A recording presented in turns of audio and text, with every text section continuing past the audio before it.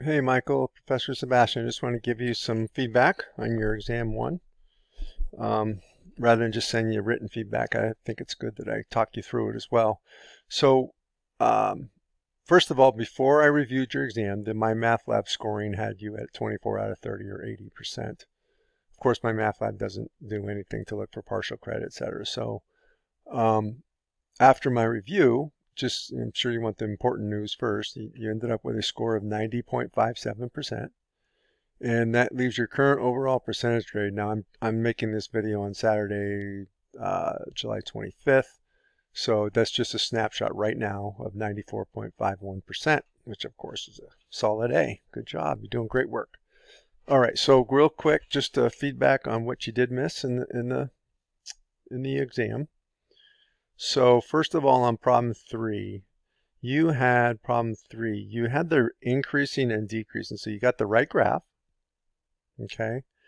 Now, just think about it as you're walking along the curve. So as you're walking from minus infinity to 0, you're actually walking uphill.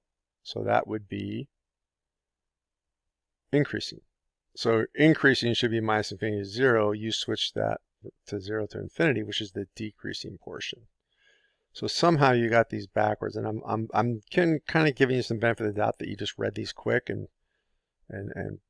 switched them around on you accidentally. So I've increased your score from 0.5 to 0.75 out of 1 on there. There wasn't really, you didn't read in there, you just got both, I'm not sure, both increasing and decreasing, but you didn't say like which.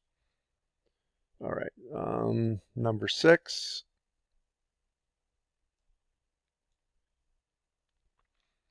By the way, on whenever I put a check mark with an MML above it, that just means you already had it fully correct on my math lab. Okay, number 6 is looking at the graph and seeing about shifts. So you're supposed to think about it shifting the square root function. So this -5 constant added to it means you want to do a vertical drop of it from minus to -5. So the square root function does look like this. You drop it down -5. So, and then x minus h, or in this case x minus 2, means shift it 2 units to the right. So you wanted to go 2 units to the right and down 5, which would have been this guy. You went 2 units to the left. So you had the horizontal shift wrong, but the vertical shift correct. So because of that, I increased your score from 0 to 0.5. Kind of had half of it correct. All right, question 7. You didn't really draw a picture to kind of get the positive and negative pieces correct. That's really kind of what messes you up here, because this tells you that x has to be in the second quadrant. So you know your angle has to be in the second quadrant, which means that when you're told the cosine is -15 over 17, your side adjacent is -15. Your hypotenuse, by the way, is always positive. It's 17. And then the side opposite has to be a +8 because that's in the positive y direction, right? So that's a +8, which makes the sine +8/17. And you have it as -8/17. So I think drawing this picture would help you get that sign correctly, SIGN correctly. But I still increased your score from 0.5 to 0.75. Let's see, the next one you had a little bit wrong, question 9. So I worked through this with you just so you could see how this works, but the slope of the tangent line, you're right, is the limit as h approaches 0 of f of, in this case, 5 plus h, because x is 5. So f of x plus h minus f of x over h. When we're plugging in x equals 5. So I'm not sure where you got this quantity 5 minus h squared. You just plug it in here. So it's -5. Right? This should have just been -5 minus 8 times the quantity 5 plus h squared. So when you square that out, you get that. And then this should have just been -5 minus 8 times quantity 5 squared.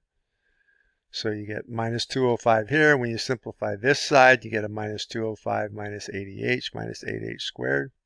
205's cancel. You end up with -80 minus 8h when you cancel an h from both the numerator and denominator to get a slope of -80. You do know how to find the correct tangent line once you have the correct slope. It's just that you had the wrong slope to plug in. So bottom line is you went from a score of 0 there to a score of 0.67 out of 1, because you did really kind of, you knew what to do. This gives me a little concern because I don't know where this 5 minus h quantity squared came from, but Other than that, it seemed like you had the right track. Okay, let's see. Number 13, I think, is the next one. You had a little bit wrong. So number 13, when you had the right graph, placing these guys in order, which is from -4/9 to -1/3 to -1/4, like you have here. So -4/9 does, if you're making a common denominator of 36, which is the right common denominator, so -4/9 is, you multiply above and below by 4, you get -1636.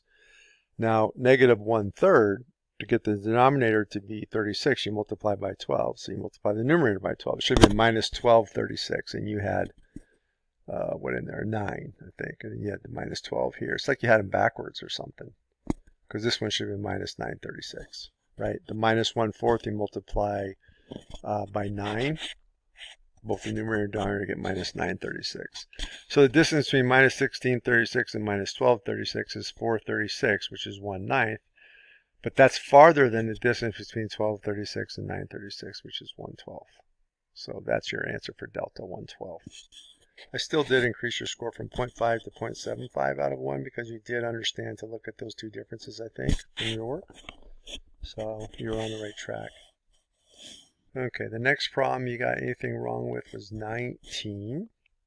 On 19, we have basically just looking at the graph. You explained it a little bit, but this is the definition of continuity. So yes, you're right, it's not continuous because it doesn't equal f of 2, but f of 2 does exist, and that's all part A says is the function defined at x equals 2, and it's defined right here in the stepwise definition of it. At x equals 2, the function is 4. And you can see that right down on the graph. When x is 2, the function is 4, but it's just a dot right there. Because the rest of the function looks like this.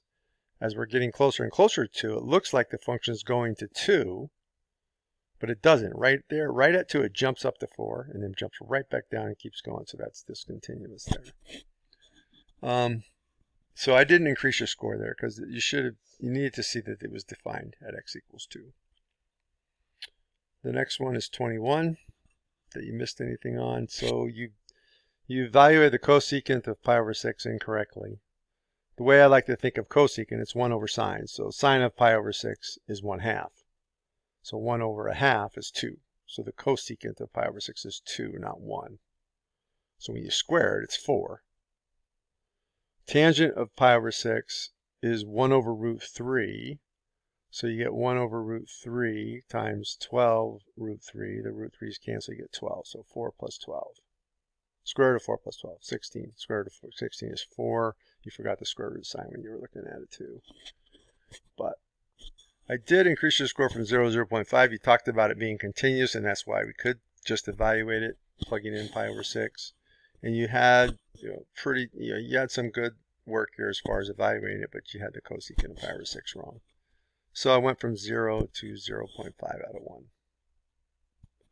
The next one you got anything wrong on was 26, and that's the last one you got anything wrong on. I started to look at 25 thinking it was 26, so sorry about that. 25 was all correct. I was starting to correct you with making the work right, but you kind of had it, ended up working out right. On 26, again, it's understanding this f of -3 plus h. So when you plug in -3 plus h and you square it, that gives you 9 minus 6h plus h squared. So then multiplying 2 times all that, you get 18 minus 12h plus 2h squared. And then here you have a -9 plus 3h.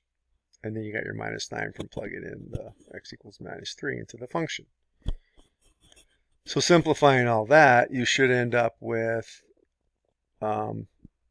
minus 12h and a 3h is minus 9h, but you factor an h out. And then 2h squared, factor an h out, so just 2h. So those h's cancel, you get -9 plus 2h, the limit as h goes to 0, just ends up with -9. The slope is -9, not -18 like you had. Or -15 like you had. What'd you have? I don't know. But you plugged in that slope here, and so that gives you the tangent line incorrectly too. Because of all that, though, I did increase your score from 0 to 0.75 out of 1. So again, the bottom line is you got a score of 90.57 on the exam, doing great, and your overall current percentage grade is 94.5%. So keep up the good work, and I'll talk to you soon.